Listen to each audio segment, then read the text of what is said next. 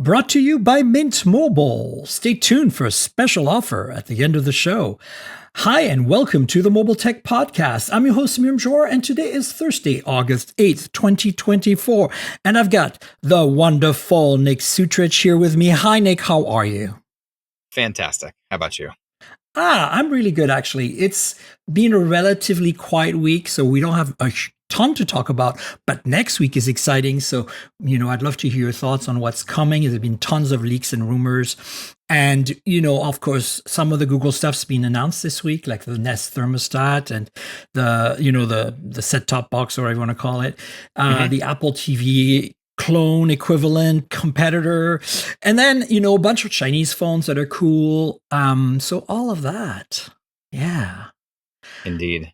And like any good Google event, we probably already know everything, right? Yeah, that's the thing, right? It's like, I'm actually super jazzed about the Fold, and I want to talk about that. And the other thing is, I was going to say, like, I just published my Fold 6 review, my Galaxy Fold Z Fold 6 review on Hot Hardware this morning, so check it out. For those of you listening that are wondering what my thoughts were on that, since, I'm a big OnePlus Open fan, and I also wrote the review for that on Hot Hardware. So my takeaway is just, I want a Pixel 9 Pro Fold now, basically, is what because last year's Pixel Fold, I loved it, but it felt like a prototype, right? Like, I didn't trust it to be in my pocket full time because I'm careful with my phones, but I am a little rougher than with my review units, even though my OnePlus Open's been in my pocket since October or September. So it's been rough and tumbled, and it's surviving. So yeah, I want to combine the two now, Right. I want to have like a Pixel that's as good as the OnePlus Open. Does that make sense? Yes. Yeah. So I'm really looking forward to that for sure. And I think that's one thing that we're going to talk about. But let's start with some phones that were announced this week. And a phone that I forgot to cover last week, or 2 weeks ago, whenever it was, which I'm kind of totally jonesing about right now. I'm going to send them a note and request a device. But speaking of OnePlus Open and folding phones, the Apex edition of the OnePlus Open. What are your thoughts on that, Nick? I love that that they released this at the same time as the Fold 6. It's almost like, look, we already know our phone's better than yours. We don't even need to make a new one. We're just going to come out with a new colorway. And not watching the video, I just put up the finger.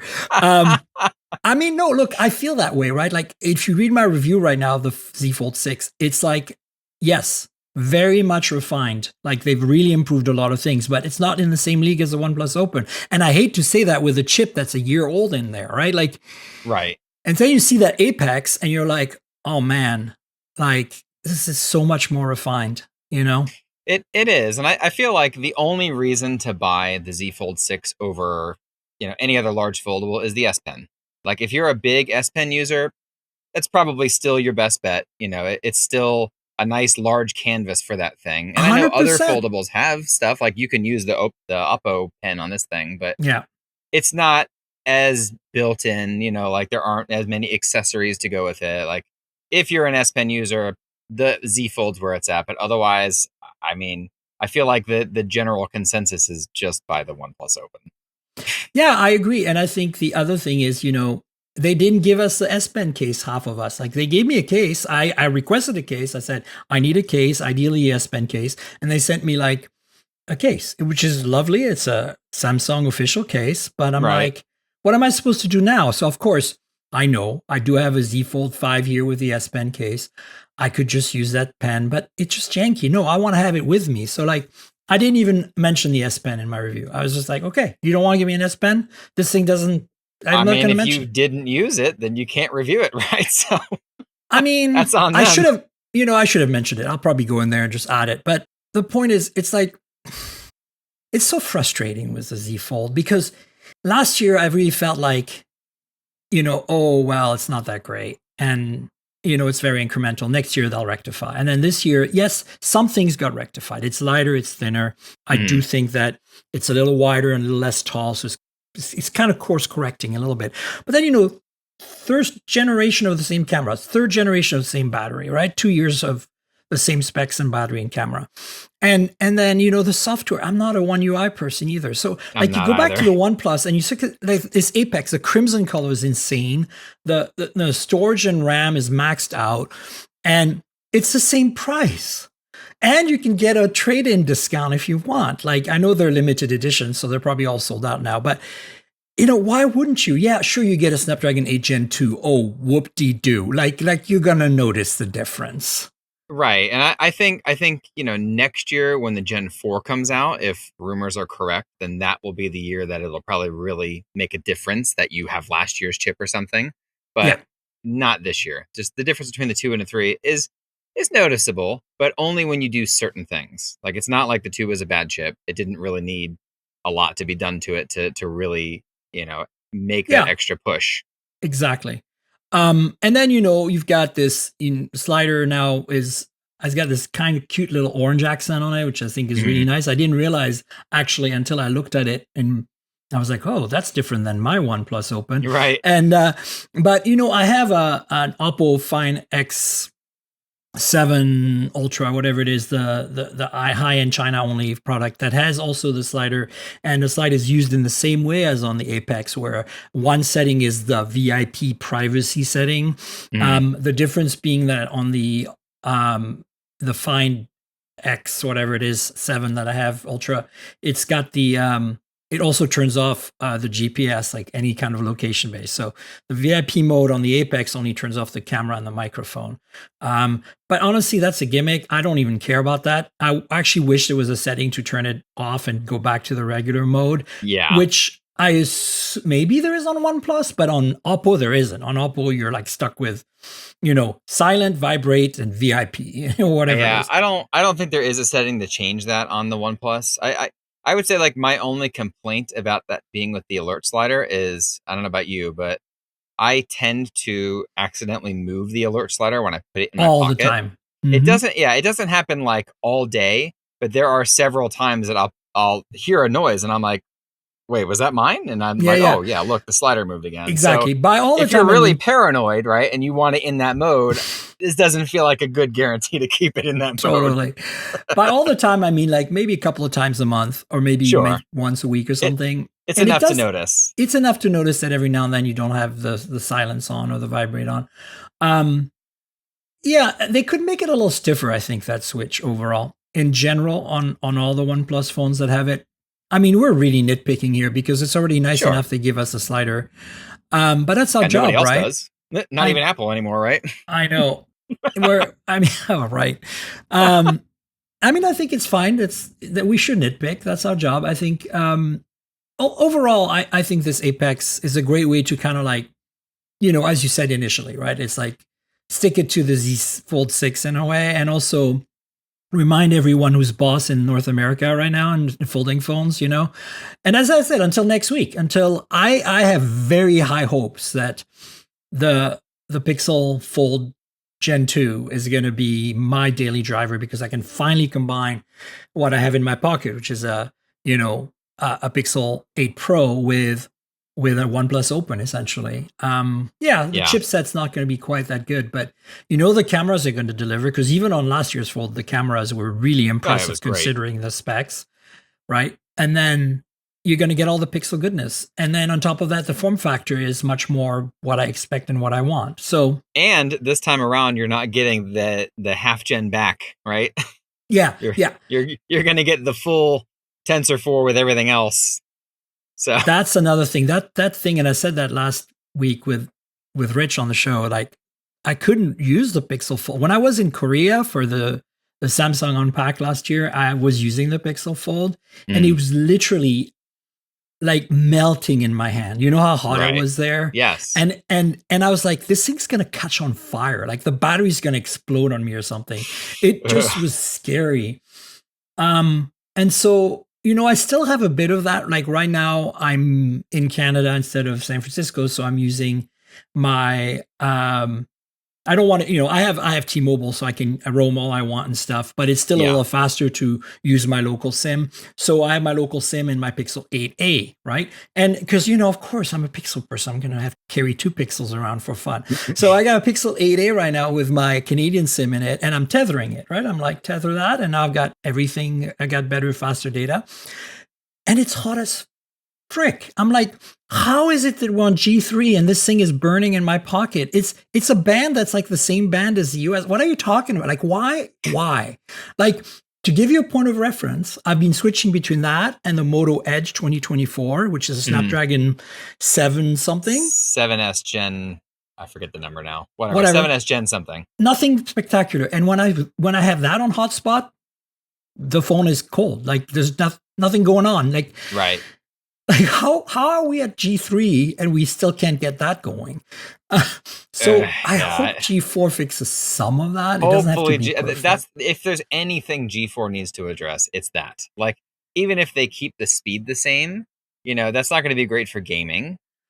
Whatever. But if they can just keep it from not overheating, that would be great. But it's interesting because when I tether my 8 Pro, it doesn't get as hot. And I think it's because it's got a lot more surface area to dissipate the heat. Yeah, it's a little thicker too, so it's got that. There's the just 8A enough was of a difference. Surprising to me how warm it can get.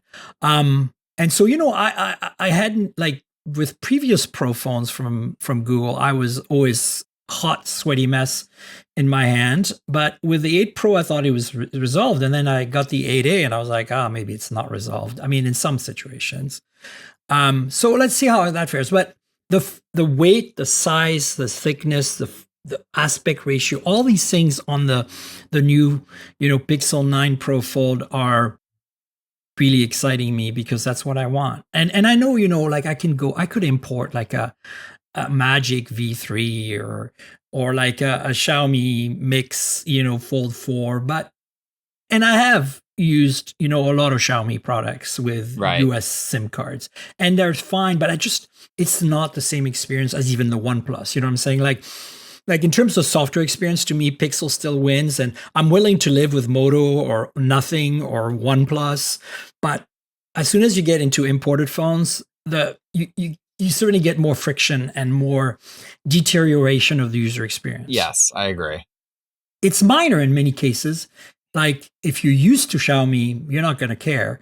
But if you're used to like a more stock Android experience like we are, and like I know you love, it's like you notice it, right?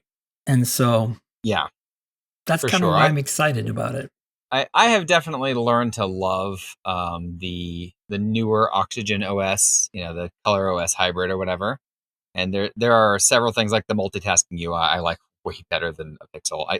If there's anything I hate about Pixel UI, it's the multitasking interface. I can't stand it.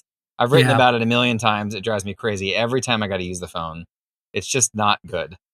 Except for the Fold. When you use the Fold and you open it up, then you have like tiles and you can see more than one app at a time. And like it's actually a multitasking UI.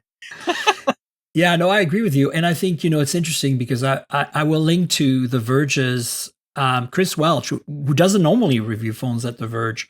Took that one from Allison, I guess, who normally reviews phones at The Verge, the Apex, right? And so the OnePlus crimson colored beauty, he's all over it. He's really into it. But then he talks about how he doesn't like the multitasking on it. And I'm like, dude, are you nuts? I'm like, this is how you do it.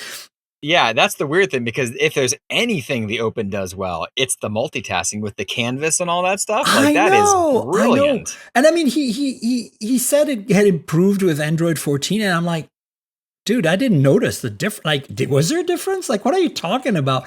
I used my Open with 13 for a few months, and then since then I've been on. I don't think I noticed any different. Like, is he talking about something I'm completely missing out on? Maybe the taskbar stuff. I don't even remember at this point what it was, but I know they've tweaked the taskbar since 12. What was it? The 12. What was the special version of 12 for tablets? Was it T, R? I don't know. Whatever the special version of 12 was of Android. Yeah. I want to say 12T. Yeah, because that was when they kind of made that the official look, was to have that taskbar that you can swipe up on. And then, at least in stock Android, they're making it so you can pin it and, a bunch of other things that Samsung's had for a while. Kind of catching up in that regard. For sure.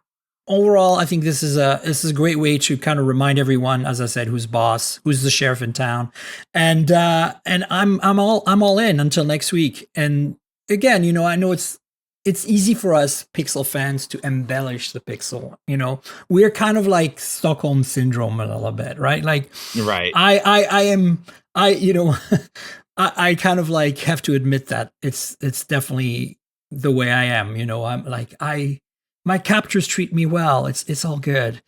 But sometimes it sucks. There are some things that are, but I at the same yeah. time, I want one phone in my pocket that does everything right for me. And I think Yeah. this is why I'm so excited. Yeah. I agree. And I have friends that still laugh at me for liking Pixels because of all the weird random issues that they have. But I don't know. I mean, if they can just update the PWM rate, that would be nice. That's my only real complaint right now too, personally. Yeah, no, and you wrote a cool article. I should link to it about that. Of course, you have to root it, which opens up a whole bunch of cans of Yeah, it worms, right? breaks some things. It's not, yeah, I don't know. It's not an actual solution. It was a fun scientific experiment, right? Yeah, but you also are so because of that, you're mostly on a OnePlus 12, correct? Yeah, I've been using the OnePlus 12 pretty much since launch. Reviewing, obviously, I switch back and forth, but this is the one I'm So always so so happy to what go made back you to. stop from using the Open? Because the Open also has pretty good PWM, right? The Andrew has the open for us, so Ah, that's the reason. So I might get it back because he's doing the Pixel Fold 2 review. okay. So once I don't that know. I that think stuff I think you happens, should I might get the nudge open back. you should nudge Spencer and see if you can get a Open Give of me any the red kind. one. So to be completely transparent, I obviously requested a device, and Spencer was like, "I don't have enough to go around," and I was like, "Oh, and I totally get it. Like it's not like the mobile It's a tech special edition, podcast. right? Yeah, the mobile tech Yeah. podcast versus the Verge. I get it. Okay, but yeah, you should ask for just a regular one. At this point, he's got to have a bunch floating around, and then you can make Yeah, that we'll your see. main. I mean, it's kind of hard to tell now that we got the Pixel coming anyway. So you probably Right. would probably stick with that. Although for you, the PWM is a big deal. So do we know anything about the PWM on the Pixel Fold Gen 2? No, and they've never been willing to talk about it, so I have a feeling they're not going to change anything. But we'll see. Why is it Just that only just the Chinese are taking care of that stuff? Chinese and, well, I would say, and Motorola, but I guess technically Motorola is owned by a Chinese company. So Yeah, we forget, right? yeah, Oh man. yeah. I don't know. It's real weird. It's interesting. Yeah. I'll keep pushing. We'll see what Speaking of happens. which, we've got a bunch of Chinese phones to talk about. So the Vivo V40 series, I have them here actually. I should have brought them for the folks watching on Patreon. I have to unbox them. So, I basically You can't bring it on here because then you get a fingerprinting, right? that's exactly what I'm saying. Um, See, you understand. But here's the thing. Here's the thing about the V40. Like the Vivo V series is weird because the Vivo V series has all of the crappy Vivo software. And I say crappy, look, it's Chinese. Okay, BBK Group owns Vivo, right? My BBK Group is got basically two parts to it. It's got the Oppo, OnePlus, Realme side, and then it's got the Vivo side. And Vivo has a completely different software experience, which is much more China geared, right? Yeah. So basically, what I'm trying to say is that the software is just never really great on Vivo phones. So Yeah, I used the Fold and the Flip last year, and it was a little tough getting used to because I hadn't yeah, used a Vivo phone years before that, and it was like, oh, I remember this. I don't remember liking this then either. but conversely, Vivo has the X series, which is basically the flagship imaging series, which is amazing. Like the Vivo X100 Ultra right now that Ben Sin is constantly posting photos from is one of the few new phones with a 200 megapixel telephoto. And it's really impressive, the quality. And they have a partnership with Zeiss.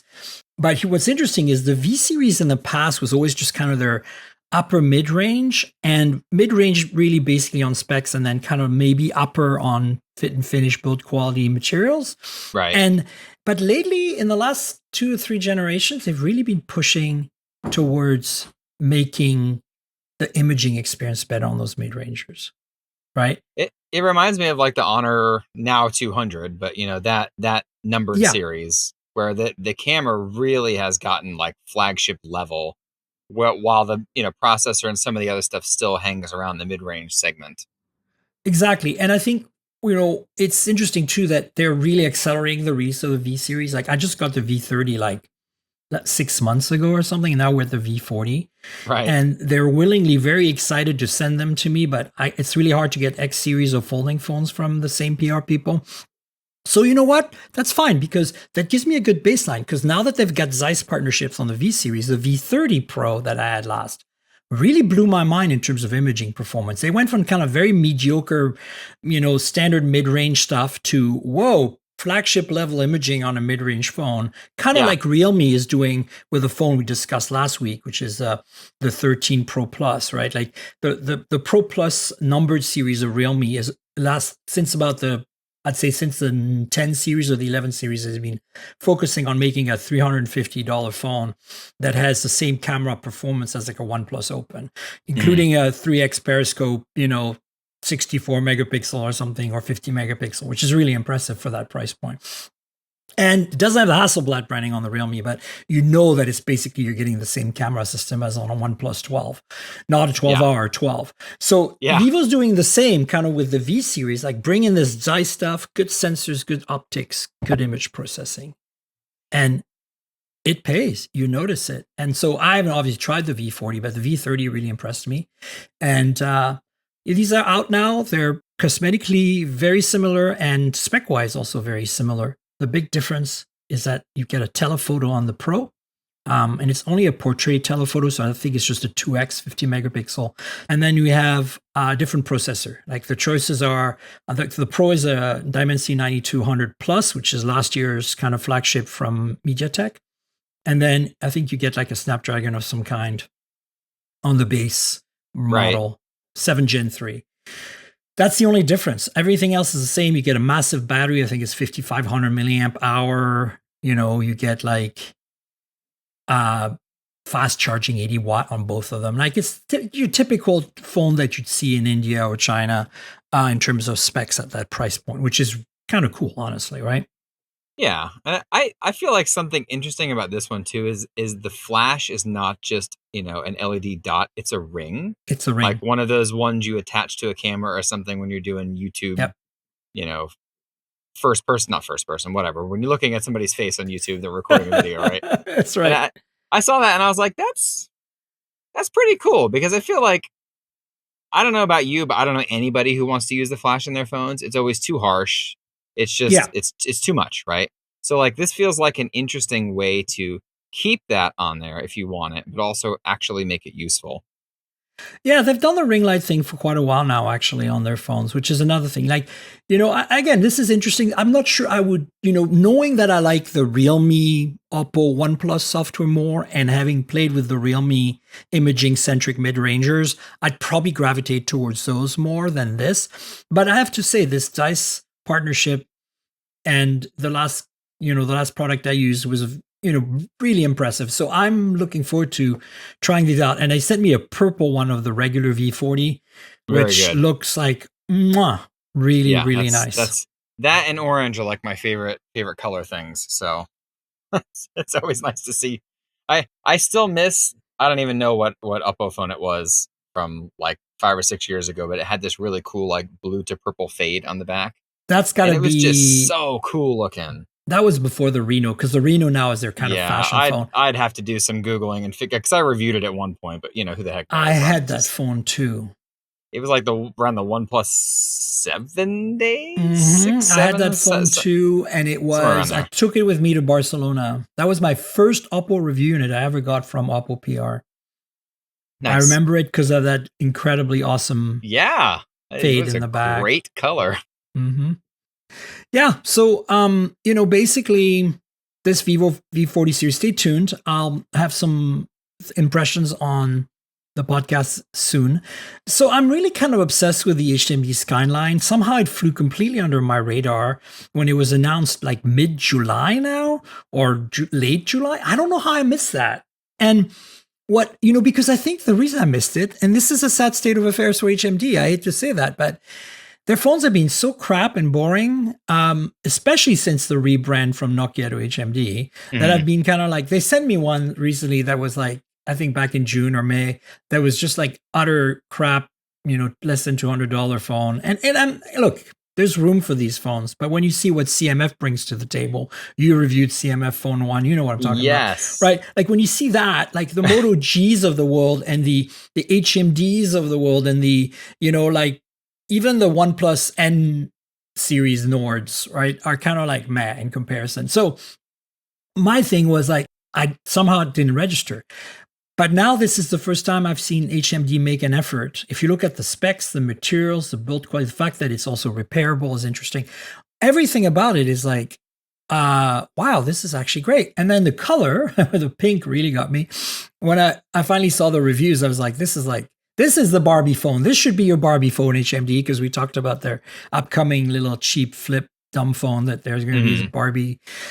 But also, the pillow shape, like where it is a very Barbie color. You're right. Yeah, right. I didn't even think about it until you said that. I'm looking at it like, yeah, it is very that nails Barbie. it. But do you remember the Lumias that were designed like this phone? Like they had the square chassis with the rounded display part on it. Yep.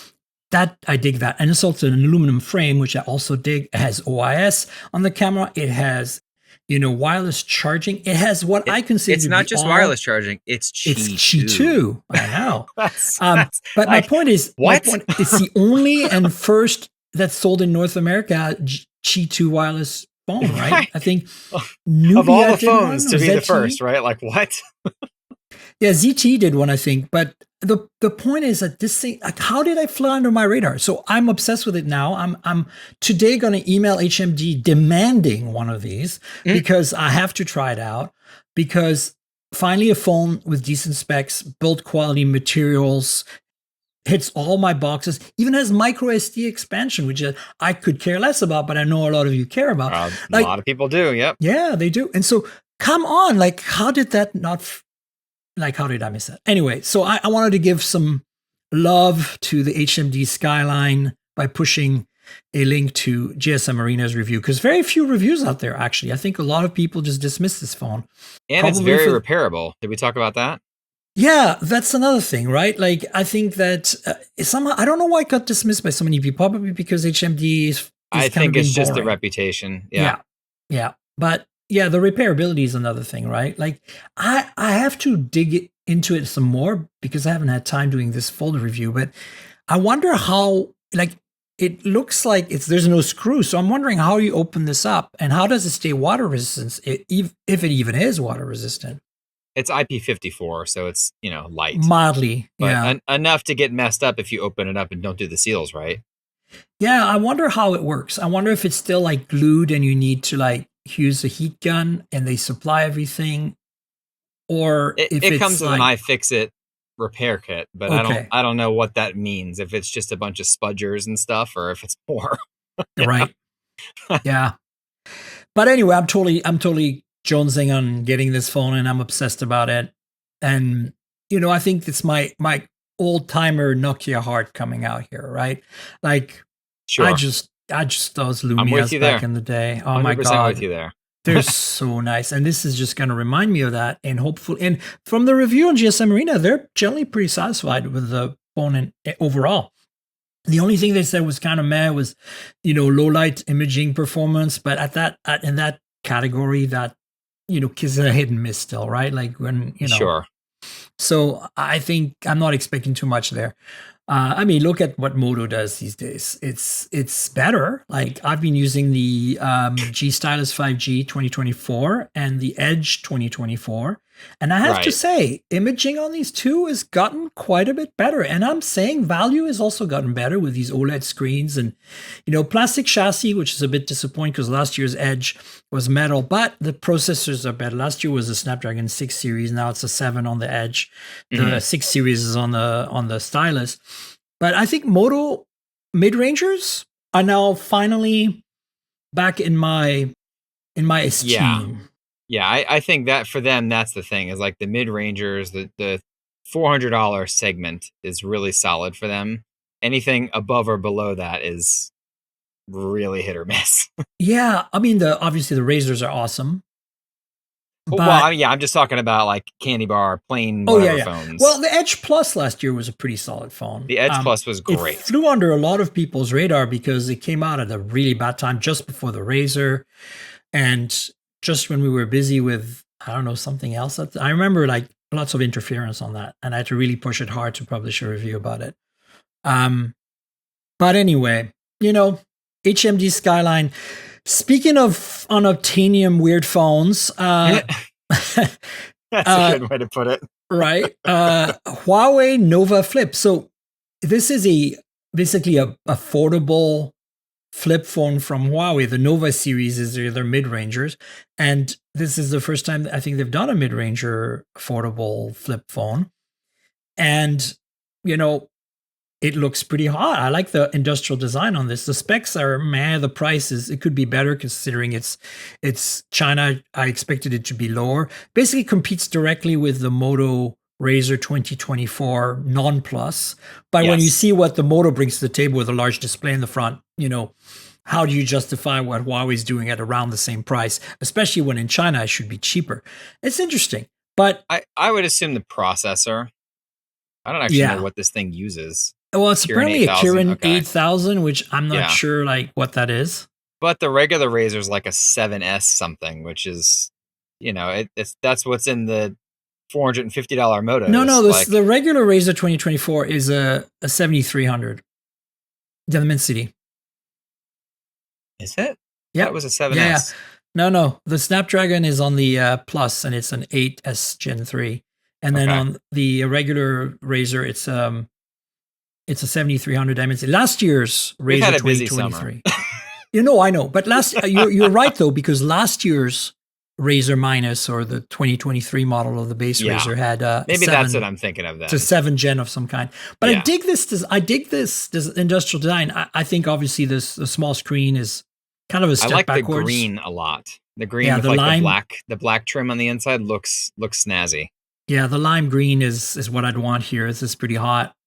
But it exists, and the specs are pretty interesting. Like the main camera is actually an RYYB sensor, which you don't see very often. This is very much a Huawei thing. And it's also a big phone. Them Like, and their did you fancy see? sensors. Yeah, did you see the size of the inner screen? 6.94 inch. That's almost 7 inches. That's big. Right. It's sizable. Jeez. But yeah, like you look at the pricing, it starts at 744 converted. Like add $100 to that typically to get a US price. That's for a lot. just a small display on the front like that. That's a lot. Right. But It remember, feels a little out of in place. China, Huawei can command a premium because they're considered the best, right? Sure. So it's like, yeah, just an interesting phone I wanted to mention. All right, now we got a bunch of rumors before we jump into all the Google stuff. Xiaomi 15 Ultra might have a 200 megapixel telephoto. Now, just to set your record here, the Xiaomi 14 Ultra, which I have, which is a phenomenal phone, has dual telephotos. Like it has 4 sensors in the back. They're all 50 megapixels. Ultra wide main, which is a 1-inch sensor with variable aperture. And it's got a 50 megapixel 3x telephoto and a periscope 5x 50 megapixel telephoto as well.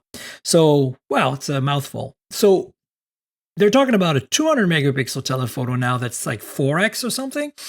Right. Which makes me worry a little because, and I want your thoughts on this, because are they going to replace the 2 telephotos with 1?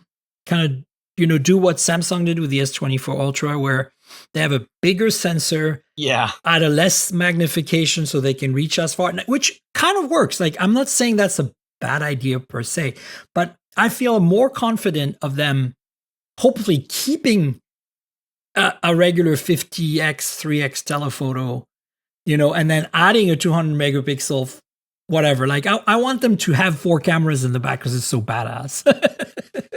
Yes. I mean, especially on like an Ultra or something, it needs to feel Ultra.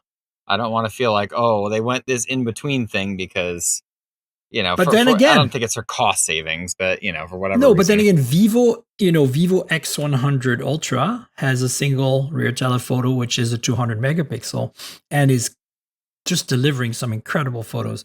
So maybe they're following in Vivo's footsteps, or maybe they're going to blow our minds and put 4 cameras in the back, 2 telephotos, one of them with a 200 megapixel, which is that we'll find out. It would be good. Yeah. I think the important thing is to make sure that they have enough magnification, because like on the Magic 6 Pro, right, it's got 180 megapixel right. It has that too. Telephoto, I'll call it, but it's only like a 1.6 or 1.8x lens. Right. So pretty much once you get past like 6 or 7x, you completely lose the advantage that higher resolution sensor gives. And, beyond that, pretty much anything at the price range destroys it. It was really disappointing for me in that regard. Yeah, so I'm looking at the X100 Vivo, the Ultra specs, and it's a triple rear, 50 megapixel ultra wide, 50 megapixel, main, which I believe is a 1-inch sensor. Mm-hmm. And then it's got a 200 megapixel single telephoto periscope, and it's f/2.7, 3.7 times optical, so roughly 4x, OIS, of course. Yeah. And seeing the results, the photos that Ben has been taking at magnifications between 10 and 20x, they've managed to make it work. It's really solid. So I'm wondering if that's where Xiaomi is going too, Right. And maybe having that large of a sensor does help, because I know typically with the 50s, you can get between like 2.5 to 3 before you really start to notice quality loss. Like if you're using a 50 megapixel main. So if you're trying to reach between 3 and 4, and then all of a sudden you got this giant bump in quality, it's awkward. Yeah, that's true. That's why I'm thinking there might be another telephoto just to bridge the gap, because that's always the problem, right? Sure. So we'll see. But you can only do so much. It's an interesting rumor. Another crazy interesting rumor is Realme is supposedly working on 300-watt charging, 3 minutes to fully charge your phone, or 3 minutes to get to 80 and 5 minutes to fully charge your phone, something like that. Meanwhile, the Z Fold 6 takes like 2.5 hours to charge or something. Man, I ducked it so hard on that. I just totally knocked it on that. It's like, how can you have half a day to charge your phone? How can you have 25-watt charging on a flagship that costs $18.99? Like, get the hell out of here. Oh my gosh. Now, okay, 300-watt is... It's ridiculous. It's not necessary. So this is cute on a spec list, but... So I have played with both Realme GT phones that had the 240-watt. There was a GT3 and the GT5. The GT3 was actually the better of the two, because it had a smaller battery, like 4800, 4900, and then the GT5 had a 5000 or something. And so they were both 240 watt, but obviously one took slightly longer because of a larger battery. Yeah. And of course you want the larger battery ideally, right? Because, but it was really impressive to be able to fully charge your phone in 9 minutes, like from 0 to 100. Yeah. And more importantly, I have never been able to leave the GT3 alone and come back to not see it fully charged. You know what I'm saying? Like, I would get distracted by something. That's how fast it charges. Like, I'd be like, okay, let's take the fastest shower I can. It's at 0. Let's see if I can come out of the shower before it's fully charged. And no, I guess my showers are longer than 9 minutes. But here's the other thing that you have to know about the GT3 that was interesting, is that you can literally plug it in, answer an email, and go from 0 to 50%. Like, just literally like 2 minutes, 3 minutes, because it's like an EV, right? It charges faster at the beginning. Yeah. So like the first 3 minutes are literally like half your capacity. It's insane. Yeah. And then I feel like the OnePlus is fast, right? And then there's that. And the GT5 is similar. So then I got the GT5 Pro, which was essentially a OnePlus 12 from Realme for the Chinese market. It was the first BBK Group 8 Gen 3 phone. And I got one last year. They sent me one. That phone is essentially a OnePlus 12 with a slightly detuned ultra wide. It's an 8 megapixel instead of the better one. But everything else about it's got the metal frame, the wireless charging, the 100-watt charging, the 8 Gen 3 processor, the same 4000 nits display. It's like almost identical. It's really amazing how much of a dead ringer it is. But I have to say, it's the first Realme phone where I felt like this doesn't feel like Realme anymore. It feels like you have a proper flagship in your hands that is like the real deal, right?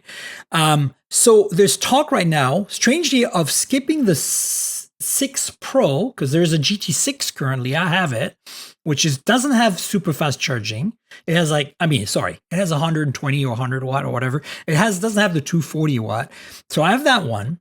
And then somehow they're skipping to a GT7 Pro with an 8 Gen 4 in December. That's the rumor.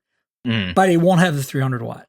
So we don't know if the 300 watt is actually happening.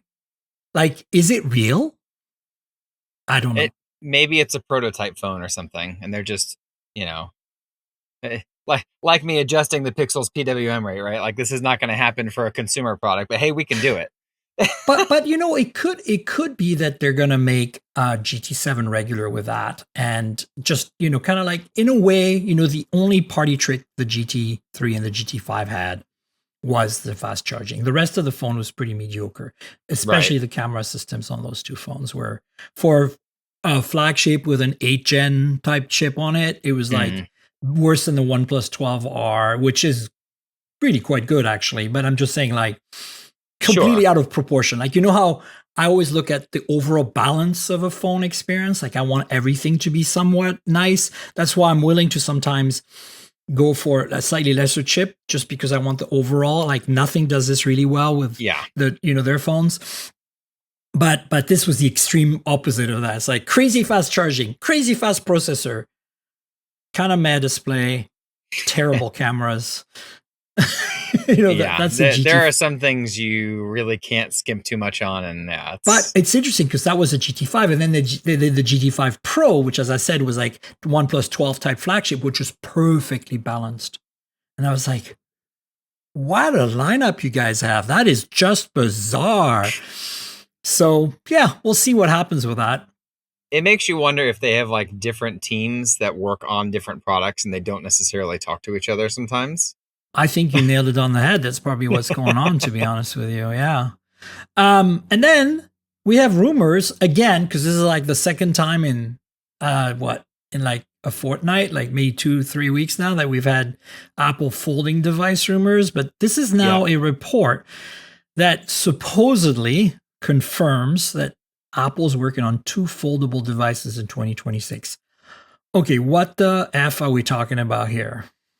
What are your thoughts? Well, I like the render in the article. Yeah, it's cool, right? It's a really, really cool looking render. I would assume that's more like a tablet / MacBook, which I guess is what this rumor is, right? iPad / MacBook hybrid kind of thing. Yeah. Versus a phone, because there's no display on the front. And some sort of tablet hybrid, yeah. But there's no display on the front. So is this like what was the first Surface foldable? That did not have a display on the outside, right? No. Okay. So it's sort of like that. The Surface Duo wasn't even a foldable, technically. It had 2 screens. Yeah, it had 2 separate screens, but still, it wasn't like a thing on the outside. Like, ignore the render, because I'm not even sure the render is relevant. I think they just threw that in there.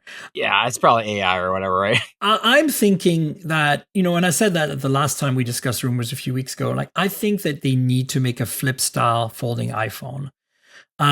But my guess at the time was like, well, do they? Right? Like, because they're Apple, they don't need. I'm like, yeah, they don't. But, here's the thing. If they did it, they would wipe Samsung out of existence in the sense of like the relevance. Like, it's like, how it is, right? Like, especially in this market. Like, young people are on iPhones. That's the reality. Give them a flip style iPhone that's reliable, even if it costs more money and it's subsidized by the carriers. Forget the Z Flip. Like, they're not going to ever go to Samsung. Right now, right. I know people who have gone to Samsung from an iPhone because they wanted the Z Flip. And of course, they're disappointed with Android, but they still love the form factor, and they are jonesing for an iPhone with a flip form factor. Right. So I kind of feel like Apple doesn't have to. Apple doesn't have to do anything. But at the same time, if they did, they would satisfy a huge, not a huge, but a niche chunk of their users, and they would possibly put Samsung on an even worse footing. Why not do it? Sure. I'm trying to figure out why, because we've seen a lot of rumors now that they're going to do a foldable tablet first, right? So like, Yeah, but that's the is other the thing idea here. here that they're trying to keep it in a device segment where you don't use as often? Because nobody uses a tablet as often as a phone, right? So therefore, theoretically, it would last longer because there's only so many folds these things can do before something breaks. If it's the hinge or whatever. So you have that side of things. You also have like the reliability side of things on, just a couple of other factors as far as hardware goes. Yeah. And then like usability wise, I mean, I think a flip iPhone would make a lot of sense. Yes. But yeah, I don't know. But the tablet, I have a harder time. Like, to me, that's way more obscure to do. Like, I could see like an iPad mini that's also an iPhone, meaning like Right. a book style folding phone. But even that is a stretch for Apple. I think Apple is much more mainstream than that. That's why the Z Flip type device would make sense. Yeah. Now, what would also make sense is, some sort of, maybe there was a report. I didn't include it in the show notes, but there's a report saying apparently the Pro iPads are the best selling iPads, which surprised me, but also doesn't surprise me because that's, they upsell you and then you can't stop, right? So you look at go to the website, you look at the original iPad, you're like, oh, this is perfectly fine, and then you're like, but the Airs just okay, but I can, but I Pro, and now you end up with Pro. Sure. Do you need it? Absolutely not. Do you need an M4? Absolutely not. 99% of the people don't draw on their iPads. They just watch Netflix. They do not need a Pro. I've had this but this conversation with Andrew Edwards on the social, if you guys want to follow it. I still don't understand the iPad. Like, I understand the iPad, the concept of a tablet as a, media consumption device. I have a bunch of Android tablets. I've used an iPad. I think it's very well sorted. I understand the user experience is great. The apps ecosystem is awesome. I think that for some niche use cases like drawing and music, the iPad Pro is an incredible product that deserves to exist, but that does not justify to me in any way why the iPad is so popular and why there's so many versions of it, and why apparently the iPad Pro sells the most. But if it does, imagine a 11-inch or 13-inch iPad. I can't believe they make a 13-inch iPad. Who would buy a 13-inch iPad where there's a MacBook Air that exists? I don't know. And maybe that's the foldable thing, right? That's exactly what I'm saying. We can make the screen even bigger, and now it folds. So now it folds. And so that's the only thing I can see, because if you look in the context of people spend money up to more than MacBook Air money on an iPad, then maybe they'll spend even more on a folding iPad. I don't know. I also think if they go tablet foldable first, that's going to shift smaller numbers than a phone. So again, like yield rates, they don't have to worry about as much. Like, they're not going to be sold out constantly, probably. Like, it's lower numbers for them to try something new first rather than go all the way in and be like, oh, we're going to sell, I don't know, 30 million of these things in the first year. Like, that's not probably not feasible. But at the same time, if they can perfect a flip phone that sells in the numbers an iPhone would sell, know that they're going to nail the reliability to a point where it's going to change the game for the entire industry. Sure. Right? Like, what Samsung's done in 5 years, they'll be able to take on that and improve on it because Samsung's their display partner, right? And even improve on it further. And maybe we finally get to a point where you can toss around your folding phone like you toss around your regular phone. Right. Which I don't think is quite feasible today. The inside display is very sensitive. Now, I will say, okay, my wife still uses Z Flip 4. I just got her a Moto Razr that she hasn't, we just got it yesterday, so we haven't had time to upgrade yet. But she drops her phone a lot, and I always make fun of her for it. And I mean, I'm talking like multiple times a day. Case right? or no case? Case. But it's not like a big, thick, one of those military No, it's not cases. like an OtterBox. It's just it's just a cover, essentially, right? It's nothing crazy. But it's survived. Like, the only thing that those have ever had problems with is that stupid plastic cover on the inside of the screen. Yeah. So like Exactly. after 6-8 months, just You unfolding, have to folding, replace it. Yeah. you have to replace it because it unsticks and you have bubbles and it makes Strangely, the nasty motos are better noises. at that, to be honest with you, in Probably my because the experience. crease is different, right? Yeah. Yeah. Like You're right. their hinge is different, just the way it folds is It's more different, of a so it doesn't. teardrop. Yep. Yeah, so For it's sure. not as acute of an angle. But you're right; they're pretty rugged. My spouse Theo uses was using a Z Flip 3 for a long time, and that was screen protector every 6 months kind of thing. And now they're on a Moto Razor Plus 2023, last year's. The Nice. peach Okay. fuzz one, the Pantone color, and Yeah. Yeah. they have had zero issues with the screen protector or anything. It's been rock solid. They love it much better Good. software wise too. So, Yeah, and their take it cover from an screen. iPhone Whew. user who actually likes the Moto stock Android experience more than the One UI experience. Interesting. Shruti, REI sees the same way. She loves the Moto. Well, there you go. Awesome. Um, let's switch gears quickly, talk about what to expect next week, right? Like very briefly, because, we Sure. kind of all know. And, I just kind of want more your thoughts. If there's anything that you think stands out, like we obviously are getting a Pixel 9, a Pixel 9 Pro, a Pixel 9 Pro XL, and a Pixel 9 Pro Fold, right? The Pro and Pro XL are going to be the same other than battery and display size. They're going to be Yep. basically what we have with the Pros so far. And then, we've got the basic Pixel. The prices are going to be higher overall, GeForce specs all the way around, proper flagship specs all the way around. And then, we talked about the Fold, and the Fold is, I think, going to be awesome. So Yeah. what else is there to know? You wrote a summary article. Tell us what else we should know. So I feel like the highlight for this year, at least for people who are just going to a store picking up a phone, is the fact that Mhm. they can now get a smaller Pixel that has all 3 cameras on the back. That is super exciting. And does not feel like you're losing anything substantial, right? Like, you'll get a smaller screen, obviously, because it's on a smaller phone, and you'll get a smaller battery because it can only cram so much in there, but you're not losing anything. Right. You're still getting those really good cameras. You're still getting a battery that is proportionally large.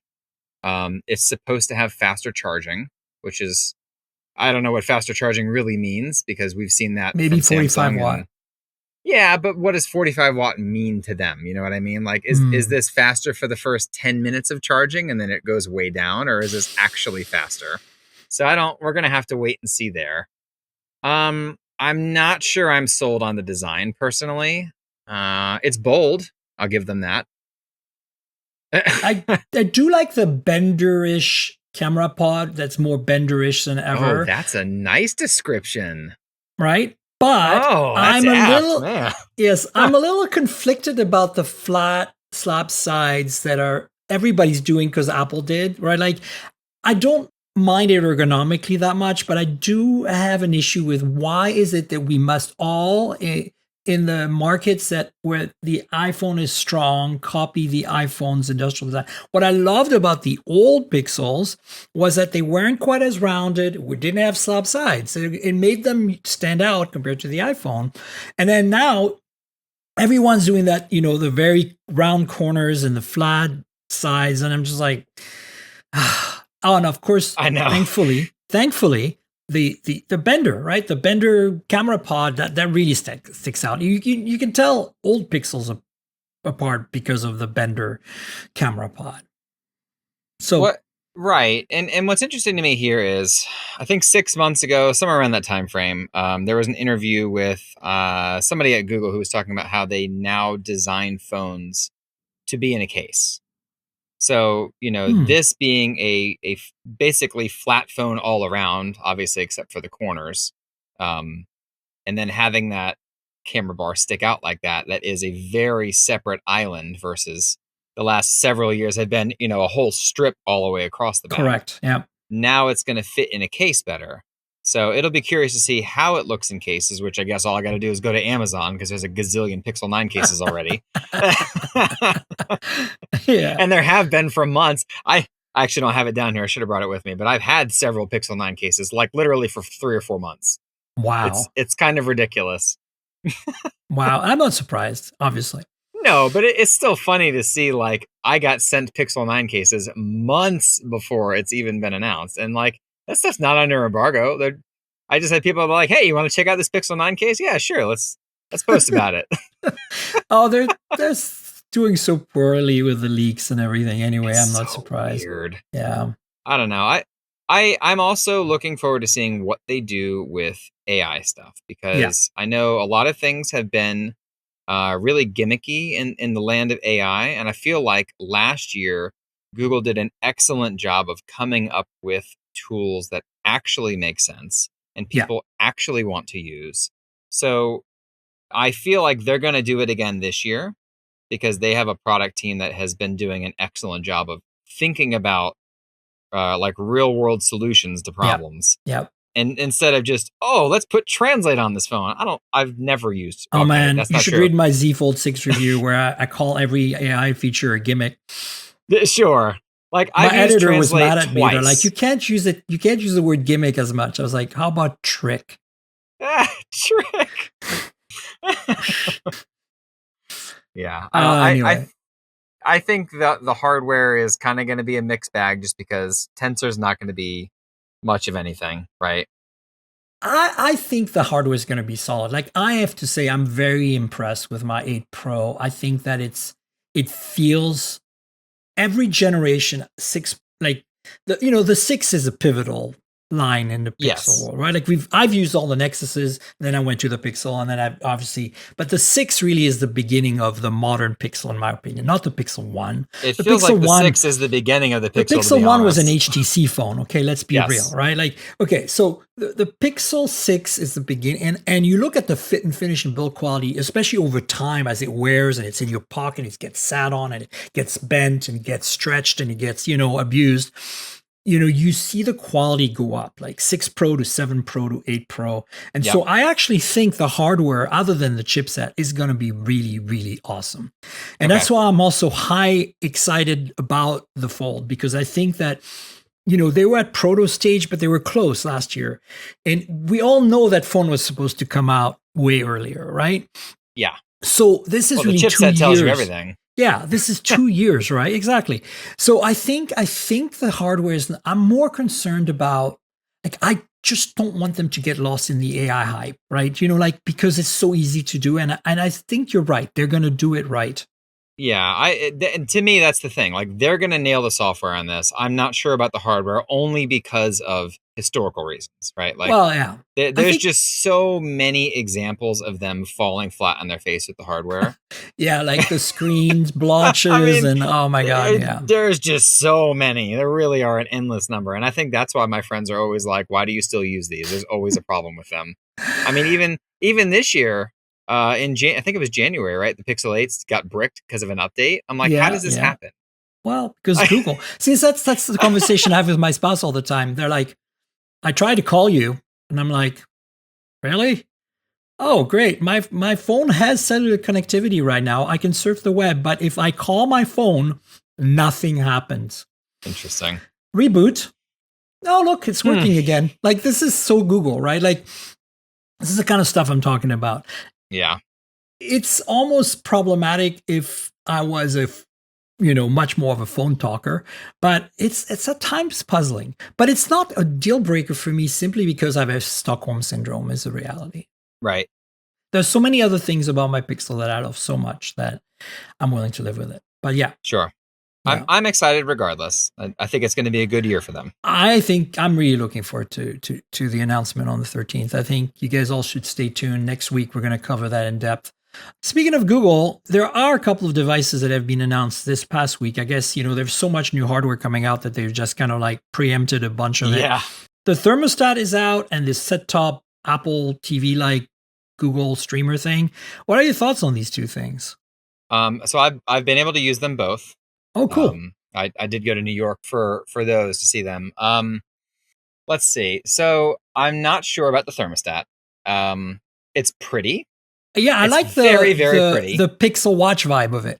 Yeah. Now I had a really hard time seeing the display on the show floor demo they had. It was so shiny. It almost looked like looking into a crystal ball. Right. And then like trying to see the middle was tough.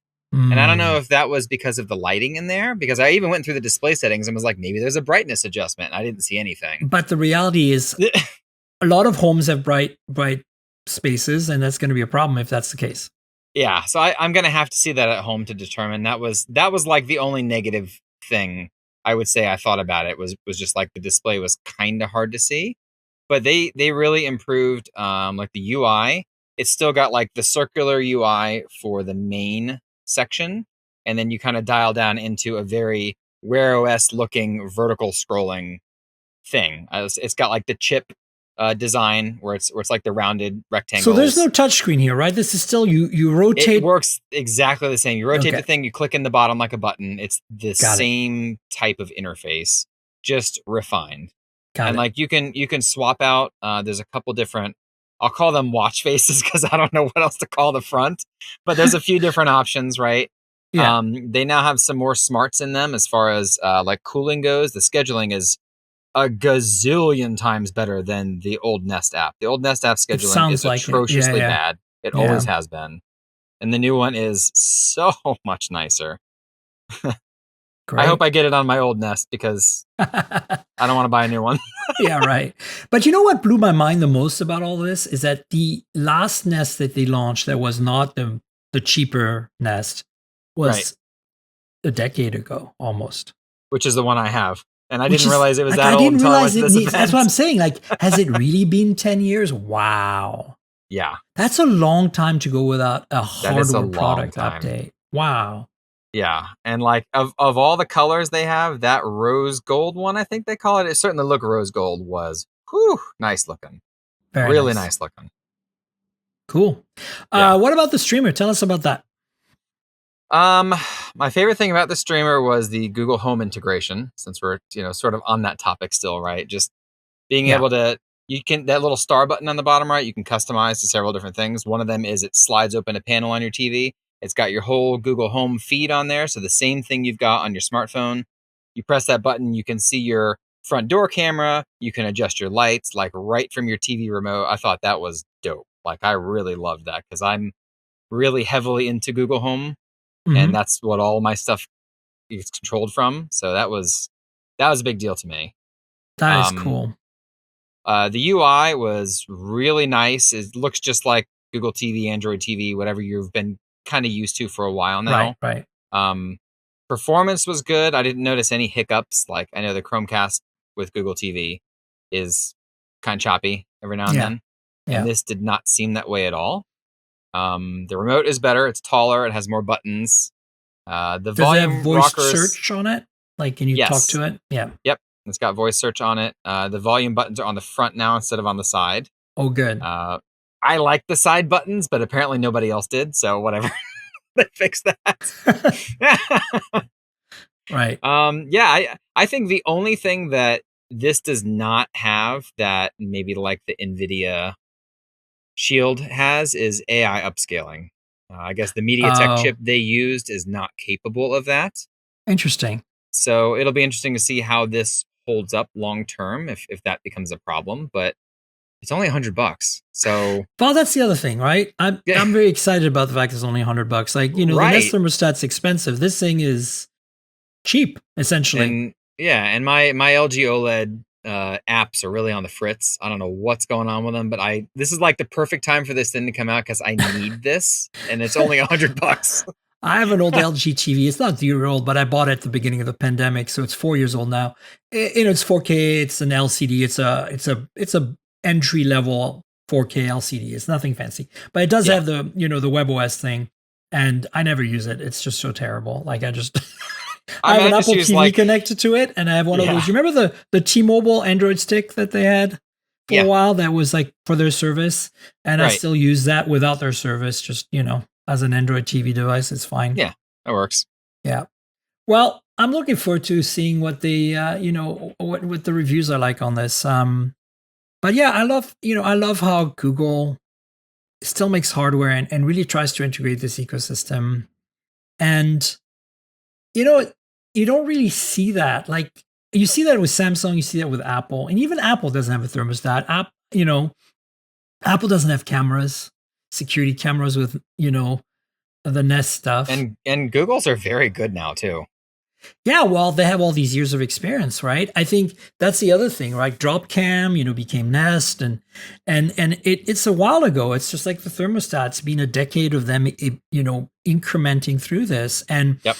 the only company I can think of right now, like, I mean, Samsung has some of that, but Huawei is the only other player I can think of that has the complete package here, like thermostat, cameras, Yeah, streamer, it's true. phone, tablet, well, does Google technically have a tablet? Uh, Yeah, sure. does Google technically still have? Does anybody buy it? That's up in the air, but they have one. Are the Pixel books still sold? I don't even know about that. You got the Pixel tablet.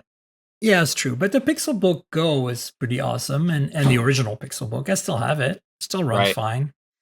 But I'd love to see another laptop from them, to be honest. Just because Yes. we need like a MacBook Air Chromebook. Like, to me, that's, people always like, are you nuts? It's a Chrome. I'm like, no, you do not understand.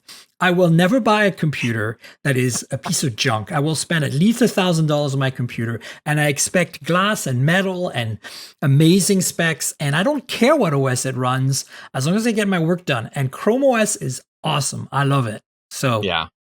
One thing I forgot to mention about the Google Streamer, there's a button on the back of the streamer that when you press it, the remote emits like an alarm.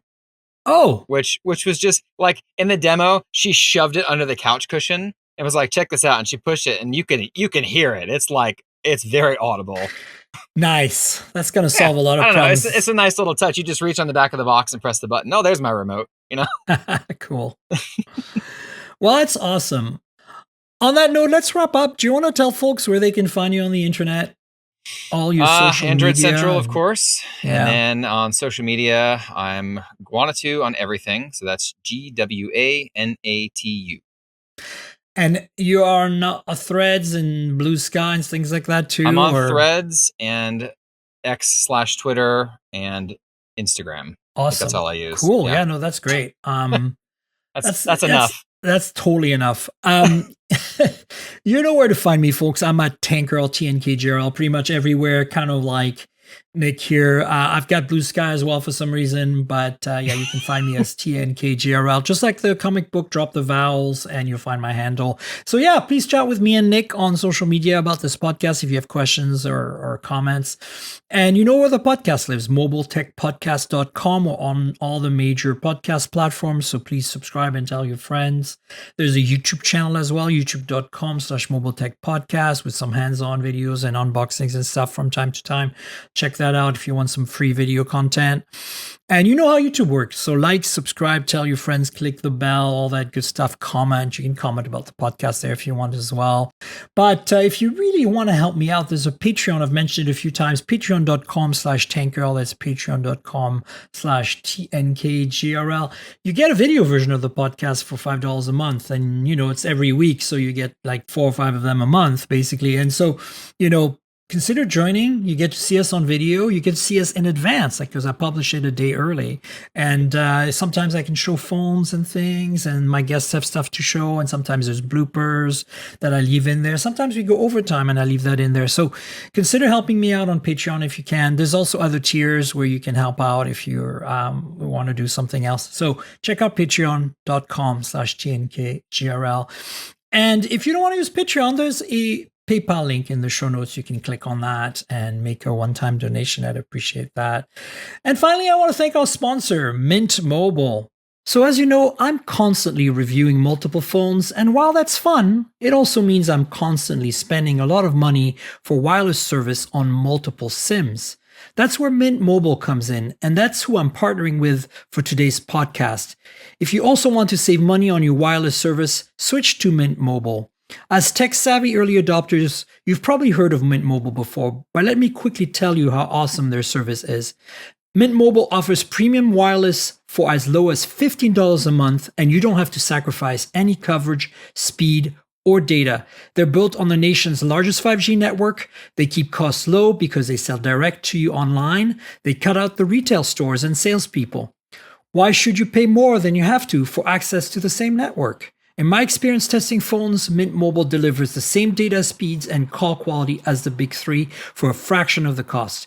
Switching to Mint is super easy. Thanks to their eSIMs, you can sign up and activate immediately right on your phone from the comfort of your home. No more standing around and waiting in line at a big wireless store. You can keep your current device and phone number and easily switch services. And if your phone isn't eSIM compatible, Mint will ship you a new SIM free of charge. All Mint Mobile plans include unlimited nationwide talk and text, lightning fast 5G, and free mobile hotspot. Mint will show you how much data you use each month and recommend plans that save you money. Mint also offers a modern family plan that lets you set up a super affordable family plan with as little as 2 lines.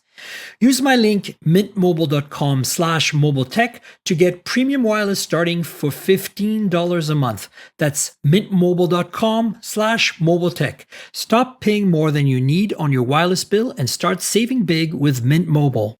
And I want to thank you, Nick, for being my guest yet again. Thanks so much for showing up today. I appreciate it. Yeah, thanks for having me. It's always fun. Awesome. Well, we'll definitely have Nick on again in the future, folks. And stay tuned. We'll have another show next week. So until then, cheers, everybody.